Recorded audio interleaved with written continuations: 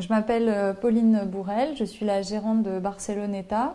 Ce lieu a ouvert donc le 1er décembre 2011. Alors pourquoi Barceloneta? Parce que d'une part, nous avons trouvé l'inspiration du lieu beaucoup dans la ville de Barcelone, et d'autre part parce que ce quartier de la Barceloneta, qui est le quartier de la plage à Barcelone, est un quartier que nous aimons beaucoup et qui regorge de petites échoppes de créateurs, de galeries d'art. Voilà, Barcelone est vraiment un vivier pour tout ce qui est artistique et créatif. Dans la partie galerie d'art, nous exposons en ce moment un peintre qui s'appelle Antoine Gamard, qui est un peintre de street art. Côté boutique prêt-à-porter de créateurs, nous avons des vêtements et des accessoires. Nous travaillons avec différents créateurs de Barcelone, de Bilbao, de Paris, de Marseille, du Pays Basque et des Landes. Donc de Paris, nous avons Issasou et My Philosophie. De Marseille, nous avons les Fées Bizarres et Marie-Ève. Du Pays Basque français, nous avons Puccine. Du Pays Basque espagnol, nous avons la marque Zen Spirit. Et des Landes, nous avons la créatrice Barilla. En chaussures, nous avons la créatrice Ellipse, elle-même basée à Paris. Elle joue pas mal sur les bicolores, donc là elles sont rouges mais avec des talons gris et des petites pétales grises sur le côté et l'avant. Elle fait des bottines magnifiques en bleu, grise et jaune qui plaisent beaucoup, c'est un modèle qui est très original. Toujours avec la même hauteur de talon qu'elle a calculée pour que ce soit très confortable.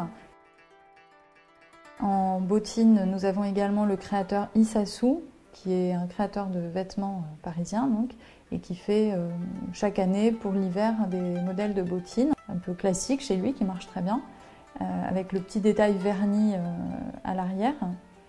Sur les sacs, nous avons 3 créatrices.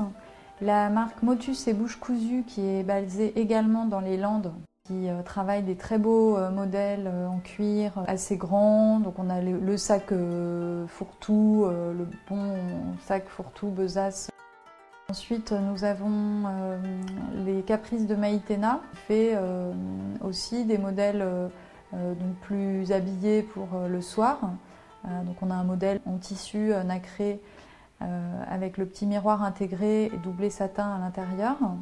Et un très beau modèle cuir avec un petit nœud qui est un plus grand sac et qui peut être accessoirisé de différentes façons, plus pour la journée ou à la main pour le soir. Ensuite, nous avons une créatrice parisienne qui fait des petites pochettes. Alors là, c'est un format unique, mais chaque modèle est différent puisqu'elle joue sur les tissus, donc elle utilise tous les tissus qu'elle trouve. Et elle crée toujours le même modèle, mais avec des tissus différents à chaque fois. Donc, de fait, chaque modèle est unique. Nous avons la créatrice Kinoko, qui travaille des tissus japonais. Donc, elle fait des porte-cartes de visite et des petites pochettes plutôt femmes. Mais les porte-cartes de visite, elle a aussi travaillé des coloris plus masculins, dans les tons marron, noir et bleu. Ensuite, en bijoux, nous avons donc Capucine qui travaille l'argent massif. Nous avons l'atelier de la bricole. Alors la créatrice récupère des matériaux comme les capsules de canettes dont elle fait des bracelets et des colliers et depuis peu également des sacs. Et elle fabrique aussi des meubles en carton peint dont nous avons un exemplaire à la boutique en exposition vente. Nous avons la marque Ralagor, c'est une créatrice qui était avant à Toulouse, qui est assez connue ici, qui fabrique des très beaux émaux et qui s'inspire de l'univers du cirque. Voilà, donc il y a des acrobates, enfin on retrouve un peu cet univers, c'est assez ludique. Nous avons ensuite 2 créatrices qui travaillent le cuir et le métal dans des couleurs assez flashy. Il y a Lini Palouli de Cannes et Mademoiselle S qui est de l'Hérault. Nous avons le Moulin Joli Donc là, c'est une créatrice de Barcelone qui récupère des vieux cadrans de montres dont elle fait des sautoirs, des colliers et des bracelets. J'allais oublier l'atelier des dames. Elles font des bijoux à partir de fleurs. Les pétales de ces fleurs sont composés d'écailles de poisson collectées au Brésil par les enfants des favelas et montées par les femmes des favelas. Donc il y a une dimension, bien sûr, commerce équitable.